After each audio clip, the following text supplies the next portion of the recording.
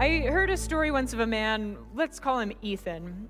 Ethan was a 28-year-old musician in Austin, Texas, and from the outside, you might think that he had it all. Local fame, late-night gigs, a life fueled by applause and adrenaline. But behind the music was a man who was slowly unraveling. His days blurred one into the next, with hangovers, broken relationships, and a growing emptiness inside. Now, one night after one of his shows, Ethan was walking back to his car when he passed a small church whose doors were still open. Drawn by curiosity, or maybe it was desperation, he stepped inside. There's no worship service or anything, just a few people gathered for prayer, and they invited him to sit with them, and he did. Now, for the first time in a long time, Ethan sat in the silence. He didn't know how to pray, but remembers whispering something like, "If you're real, I'm lost. Help me." And then he kept coming back, not every night, but enough that the pastor noticed and eventually struck up a conversation. And they talked not about rules and religion, but about pain and purpose, grace and Jesus. There was no dramatic lightning bolt moment, but somehow over the months, something shifted. He started to read the Bible. He started rehab. He apologized to people he had hurt. Then one Sunday, he played his music in church, not for fame, but just for gratitude. And now Ethan leads a music therapy for young adults in recovery, many who have walked paths like his. He still plays the guitar, but his songs carry a different rhythm, one of healing and hope and redemption. Now, I love faith stories like these. I don't know if this one is a real story, but I have certainly heard plenty of stories like it, where people are changed after meeting Jesus. And of course, everyone's story is just a little bit different. Some, like the one I just read with Ethan, they encounter Jesus at a specific point in their life, after which their life is very different. Of course, some people grow up in the church and then maybe wander away and maybe wander back. Of course, many I've talked to have simply never known a day without Jesus. Whatever the story is, everyone's story has one thing in common. Regardless of how you come to faith, following Jesus changes you. And there's perhaps no clearer example of this than the text for today with Acts chapter 9. It's the day that the man who will become the Apostle Paul meets Jesus. Because after his encounter on the road, his life changes dramatically. A moment so significant that afterwards he goes by a totally different name. He cannot reconcile who he had been with who he will become. So to better understand this story, we need to know who he had been. So who had he been? Larry read our first reading for us. Saul, still breathing threats and murder against the disciples of the Lord. We are introduced to him in Acts as the person leading the persecution of Jesus' followers. He is finding them, imprisoning them, and killing them. In that text, in Acts 7, this godly man, Stephen, is stoned to death. The crowd lays their coats at the feet of a man named Saul. That is our Saul, the one who approves of this killing. Saul thought he was doing the right thing. He thought Jesus was a threat. So who is Saul? Saul, still breathing threats and murder against the disciples of the Lord. That's when Jesus appears to him. So can I just pause there for a second? Because what a rough background to come back from. I know that God so often chooses very unlikely people to do his work, but really, Saul?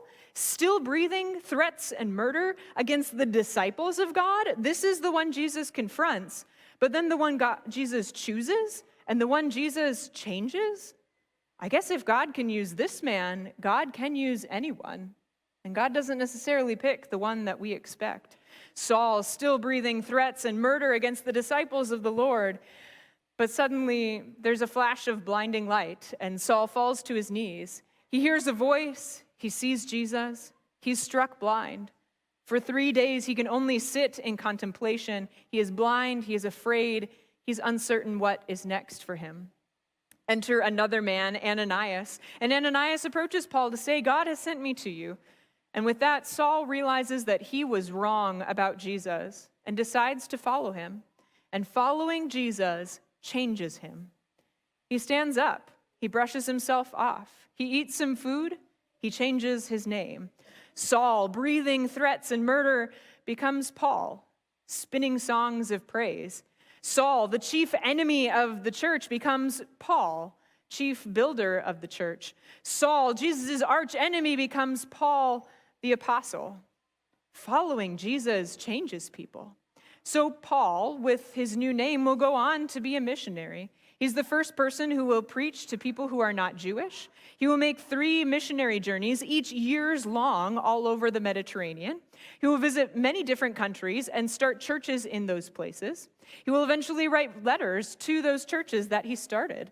Many of those letters will become part of the New Testament that we continue to read. Over half of the New Testament is thought to be written by Paul.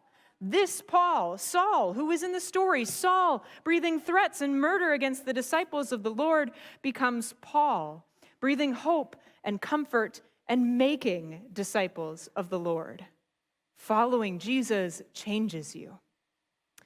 Now, not all stories are this dramatic. I know mine certainly isn't. I've never seen a flash of light. I've never really heard a voice. I've never been struck blind or fasted in a moment of spiritual crisis. My story has humble beginnings, much like the little ones who will be baptized today. My parents presented me to the church. The pastor poured water on my head. I met Jesus. My life was changed. I was 3 weeks old. Functionally, I've never known a day without Jesus. So I think what I'm trying to say is it doesn't matter what your story is like. It doesn't matter if it's this big dramatic one. It doesn't matter if you've always known Jesus. Following Jesus does change you. So maybe the better question for us to ponder today is this: how has following Jesus changed you? Are there things that you do today that maybe you wouldn't do if you didn't follow Jesus? Would you still make time for church? Would you still give? Would you still look for opportunities to care for, love, and support your community? Would you still talk to your kids or your grandkids or your parents or your family about faith? Would you view life with your partner in the same way? Would you spend a Sunday morning the same way? What would hope look like when a loved one dies? How are you different because you follow Jesus? And side note, if you're here today and you're not quite sure about all of this, how might your life look different if you did? There's another person in this story I want to talk about today. I'm not sure when Ananias met Jesus, but he's certainly someone whose life has already been changed by Jesus. But can you imagine the fear that he feels in this story? He is one of those people who follow the way in Damascus. He is one of the ones that Saul was breathing threats and murder against. To Ananias' knowledge, Saul was on his way to town to arrest him, drag him back in chains to Jerusalem, put him on trial. And let me speak the implied sense that people who go to Jerusalem in chains, they don't come back. That's what Ananias has in mind as this vision comes that says, yep, Saul, you should go talk to that guy. Introduce yourself. That's the person. You should go. He's going to be your friend. Can you imagine that fear? Does Jesus know what he is asking?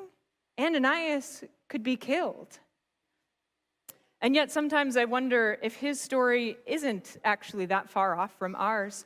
How often does following Jesus take us down a road that we don't want to travel? Jesus steers us towards the road of generosity and we say, yeah, I'm not ready for that.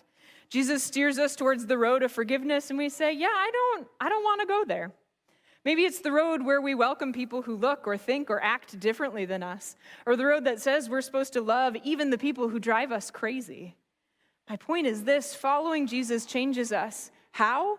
By changing all of those moments where we say, I don't know if I can do this, into moments where we say, by your strength, God, I can. And this is important work. I kind of wonder how the world would be different if Ananias had not done what Jesus had asked. What if no one had reached out to Saul? Would he still have become Paul? Would he still have been convinced that Jesus was the one who met him on the road? Would he have gotten connected to the church? Would he have had the courage and support for all of those missionary journeys? Would he have written so many letters that continue to inspire us today? I guess I don't know about all of those details, but I do know this: sometimes God asks us to do things that are really, really difficult, but also things that are really important. So here's my final summary for the day. Yes, following Jesus changes you. It changes your behavior. It changes the way you think about your money. It changes the way you think about the world. Sometimes it changes your profession or your family or your identity. Following Jesus changes you. And yes, sometimes following Jesus leads us down paths where we just don't want to go. and yet it's still where we're called to go. Following Jesus gives us the courage to face the impossible. Following Jesus changes you. So let's be courageous together.